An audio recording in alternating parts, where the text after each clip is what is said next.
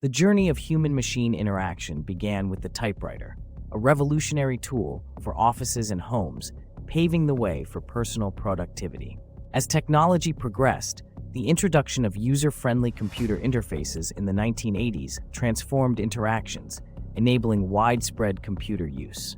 The arrival of smartphones brought a new era where touchscreens became the norm, making technology more accessible and intuitive.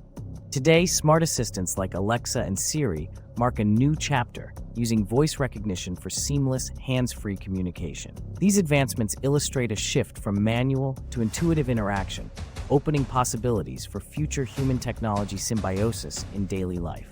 As AI continues to evolve, the prospect of smart environments integrating effortlessly with our needs is on the horizon, transforming how we live and work.